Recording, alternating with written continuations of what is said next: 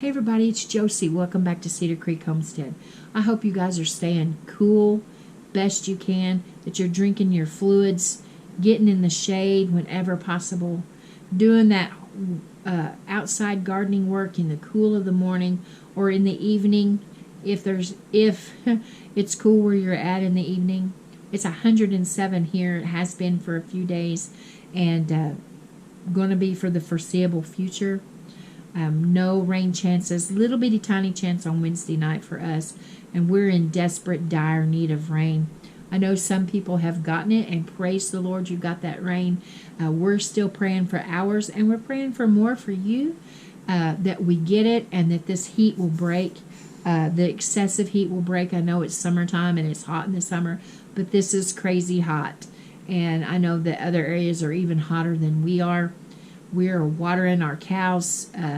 The ponds and the creeks are drying up, and so we've got troughs out filling with water to keep the cows hydrated, and checking our dogs and all of our poultry and our rabbits several times throughout the day to make sure that they've got cold water. We're taking ice bottles to the rabbits for them to lay up against, and doing everything that we can to beat this heat. The flower gardens are just kind of, right now they're on their own because we're watering so many other things that we just kind of have to let the flowers do their own thing. And the trees are beginning to suffer here. Not in all locations, but we had an errand to run this morning, and on the way home I noticed that the leaves are starting to dry up just like it was fall. And so I don't know what the future holds for the colors this fall or any of that kind of stuff, but I know right now that farmers are worried. We took a load of cattle off over the weekend, and not for drought, but just because it was time to sell some. And they told us at the cattle sale, Blade asked if they were busy, and he said, "Yep, we're really busy, and we'll be more busy if we don't get some rain." And so that's a tough decision that farmers and ranchers have to make, is selling off some of their beef, because the pasture, the grasses die. There's not hay, there's not feed, or there's shortages, and things are getting serious. They're talking that there could possibly be another round of higher prices come late September and October at the grocery store. So there's no place for us to quit and to go take all of our marbles and go home. We must press forward, keep working, guys. I'm trying to encourage you to do all that you can to look well to the ways of your household and prepare. There's no place really to stop. We don't have to be hoarders, of course, but we want to make sure that we have plenty to feed our families and those that might be entrusted to us to try to look out for. And that includes continuing to prepare the best we can.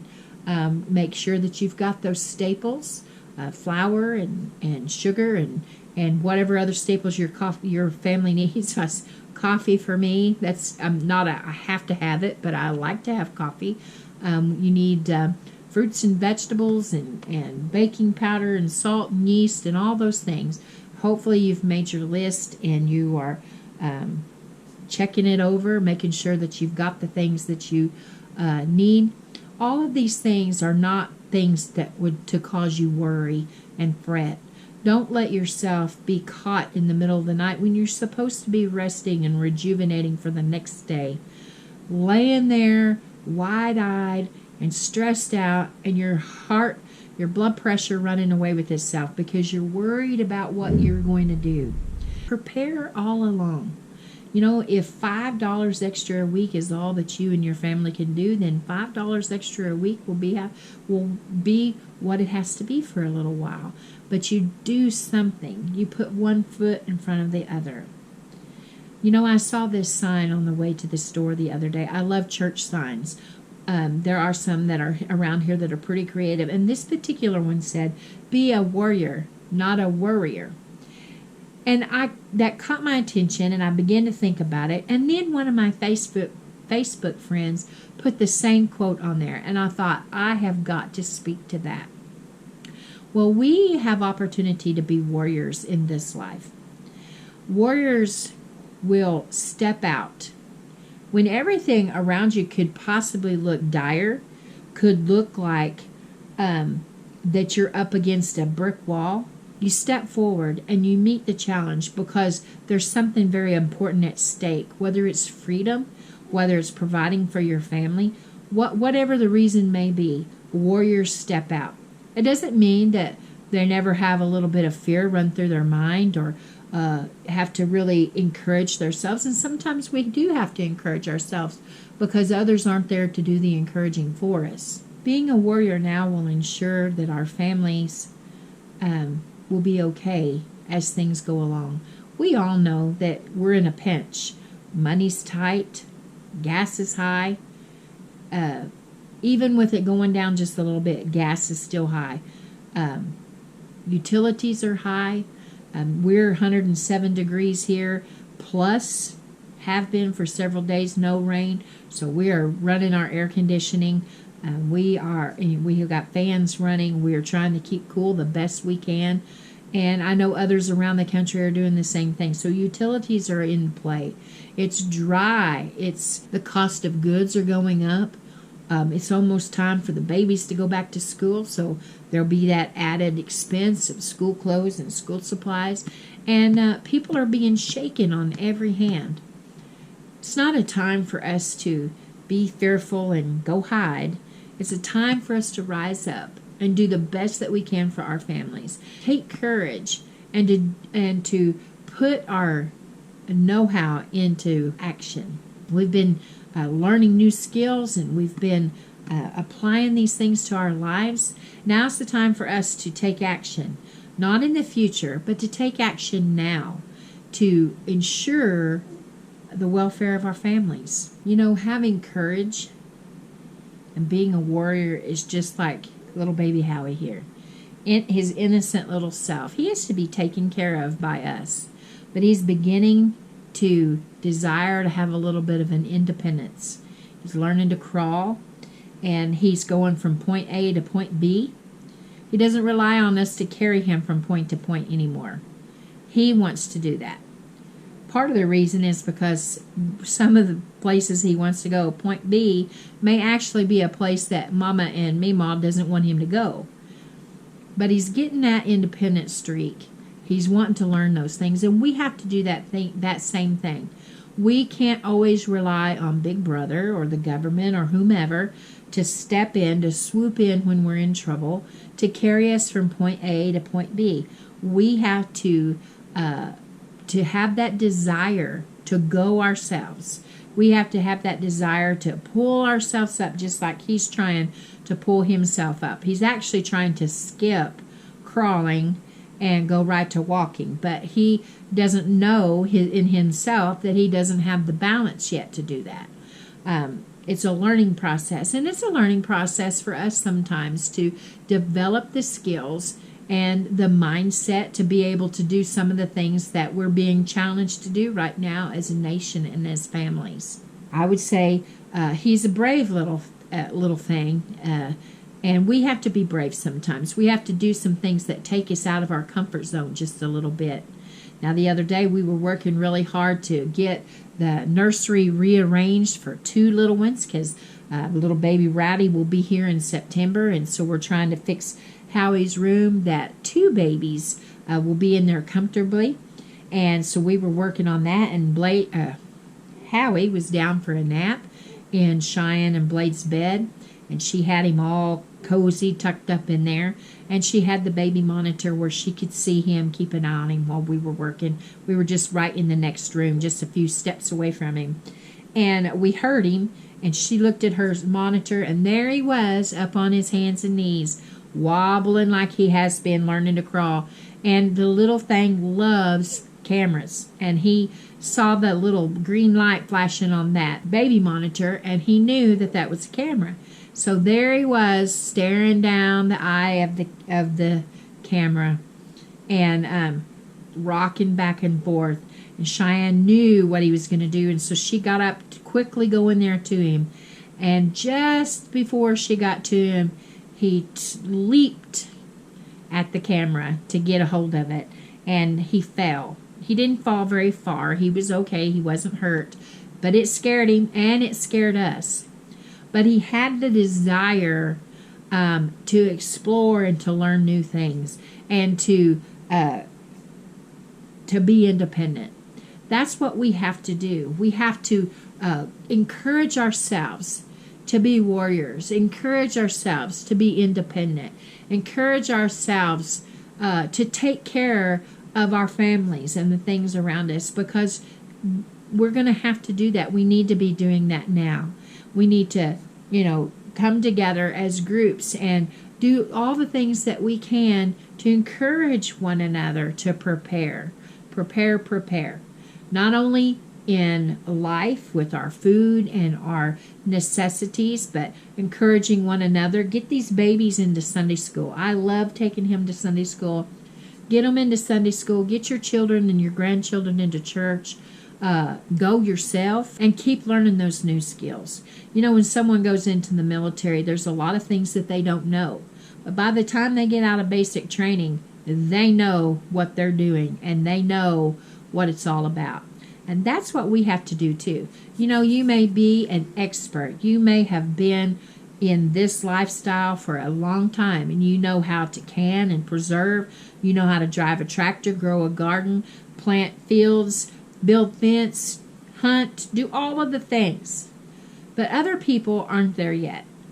But they need to put themselves, and maybe you're one of these people, put yourself into boot camp and learn those things. Rise up and become a warrior. Don't let fear and don't let worry keep you on the sidelines. Don't let those things handicap you, so that when the rougher times that are coming down the road a little bit, when they get here, you find yourself in worse condition. Now is the time for us to get ourselves involved in taking care of our families and looking well to the ways of our household. Prices aren't going to go down anytime soon, so now's the time. If you haven't started yet, now's the time to start preparing the things that you have need of. Learn to like some new things. Now, Cheyenne teases me when I say that, because she says, "Are you going to eat green peas?" I said, "Well, I guess if I was starving and there wasn't anything else." And then I smile back at her and say, "That's why I grow a whole row of black-eyed peas, because I'll eat them instead of the green peas." We can't allow ourselves to worry about everything in this life. True, things happen, and sometimes it seems like every time you turn around, there's something else going wrong. The air conditioning quits working, and you get that fixed, and the dishwasher quits working, and you get that fixed, and something goes on with the tractor. All of these are things that I have experienced, and some of them here lately. So the other day we got our air situated and things are going smoothly. And a couple of weeks ago, my freezer out in the shop went out, and fortunately it was not the freezer that had all the meat in it. And so I kind of just fixed things and pushed things around and made do without that freezer. Well, yesterday Cheyenne got something out of the freezer in the house, which is the meat freezer, and it wasn't frozen. And so my heart just sunk to my feet. And Blade went and checked it, and he come in, and he was pretty sure that my freezer had went out, and it was going to be a process. Basically you're going to put more money into it than what it's worth, because it's 14 years old. And he was like, "You're going to have to get a new freezer." So we shut it. It's cooling, but it wasn't freezing. So I knew the stuff would stay cold, and I had preparations to begin canning if I had to, and then began to shop for a freezer. Well, if any of you have shopped for freezers lately, you know it's not an easy task.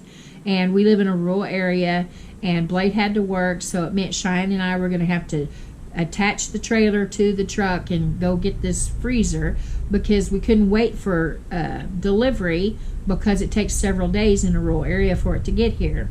So I worried and fretted and worried and fretted, caught myself in that trap, and shopped around and looked at different places and online. And of course, they don't tell you the prices all the time. So worried about it last night, and then I prayed about it, and I thought, you know what? I'm just going to have to get a freezer.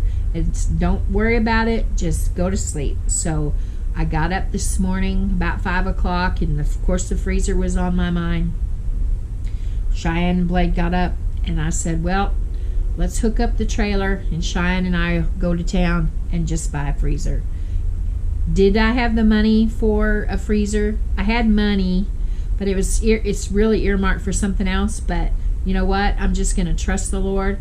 I'm just going to get the freezer. So we went. I found a freezer at Lowe's. They had 2 freezers to choose from, chest freezers. So I went with the chest freezer, and they had 2 upright freezers. So 4 freezers altogether.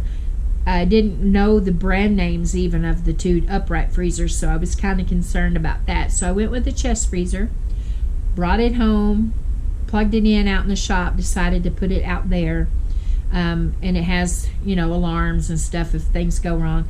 Got it cooling, come in the house, got some things together to get ready to carry the meat out to the freezer out there. And guys, everything in my freezer is frozen solid. Just like nothing was wrong with my freezer at all. So I was kind of concerned last night when Blake checked it over because the alarm never went off. It was showing 0 degrees. It felt cool inside.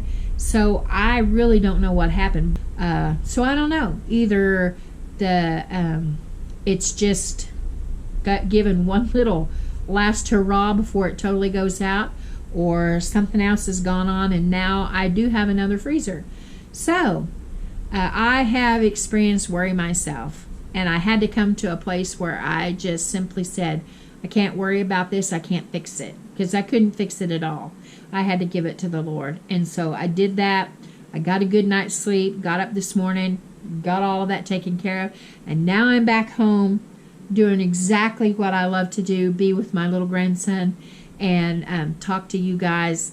I hope I've encouraged your hearts to be warriors, to get on the battlefield right now and make your trek forward. Make some in-ground.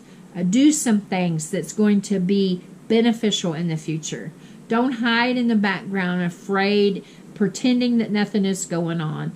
So many people say, oh, you guys are trying to spread fear. All you people on YouTube are spreading fear. That's not what we're doing. We're just trying to encourage you to get moving yourselves and to do things to look well to the ways of your household, because nobody else is going to do it like you. So I pray that you guys stay cool, that we get some rain, that you look well to the ways of your household, and that we'll all be good. Till next time, guys, this is Josie. I love you guys. I really do. And me and Howie, we're gone.